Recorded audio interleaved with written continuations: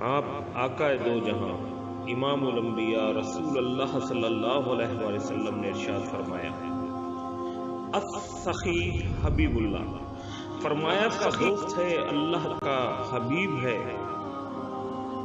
چاہے گناہگار ہی کیوں نہ ہو۔ سخاوت کرنا، اللہ کی راہ میں خرچ کرنا میرے آقا کی بہترین سنت ہے، اور میرے آقا اپنے صحابہ کو بھی سخاوت کرنے کی تعلیم دیتے تھے۔ سخاوت ایسا عمل ہے کہ بندے کو میرے رب کے قریب کرتا ہے، اور میرا رب اپنے سخی بندے کو بہت سے انعامات سے نوازتا ہے، جیسے کہ اللہ کی راہ میں سخاوت کرنے والے کو میرا رب عزت میں برکت، عمر میں برکت، رزق میں برکت، صحت و تندرستی میں برکت، بیماری سے نجات، بری موت سے محفوظ، اور جو میرے رب کی راہ میں دنیا میں ایک خرچ کرتا ہے، میرا رب اس کو 10 بار دنیا اور 70 بار آخرت میں عطا کر دیتا ہے۔ یعنی جس بندے نے میرے رب کی راہ میں سخاوت کی، اسے دنیا اور آخرت دونوں جہان میں اس کا بدلہ ملے گا۔ ایک بار حضرت موسیٰ علیہ السلام کوطور پر جا رہے تھے اللہ سبحانہ تعالیٰ سے ہم کلام ہونے۔ راستے میں ایک بوڑھا شخص نے پوچھا، موسیٰ کہاں جا رہے ہو؟ آپ نے فرمایا، کوطور پر جا رہا ہوں میرے رب سے ہم کلام ہونے۔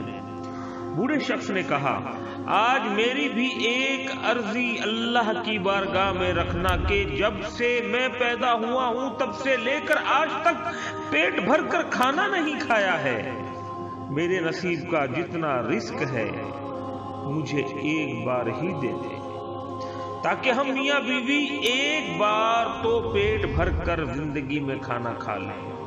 حضرت موسیٰ علیہ السلام نے میرے رب کے سامنے اس بوڑھے شخص کی یہ عرضی پیش کر دی۔ میرے رب نے فرمایا، اے موسیٰ، ان کی عمر زیادہ ہے اور رزق کم ہے۔ موسیٰ علیہ السلام نے عرض کی کہ اے میرے رب، ان کی پوری زندگی کا رزق ان کو ایک بار ہی عطا کر دے۔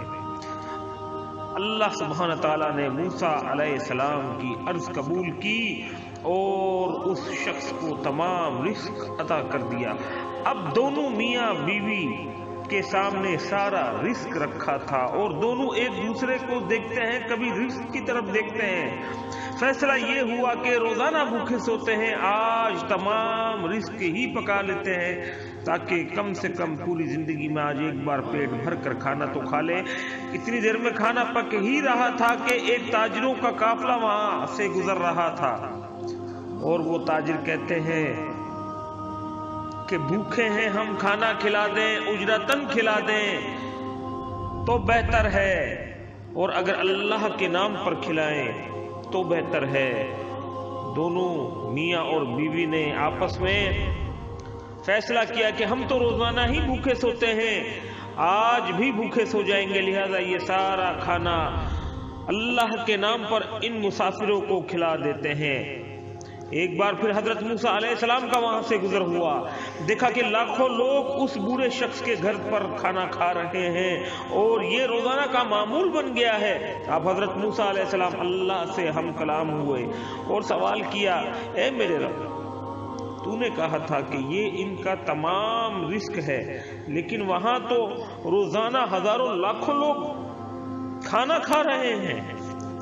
میرے رب نے فرمایا، اے موسیٰ، کوئی بندہ میری راہ میں سخاوت کرے، میرے نام پر خرچ کرے، میں رب ہوں، میرا یہ شیوا نہیں ہے کہ میں اس کا بدلہ نہ دوں۔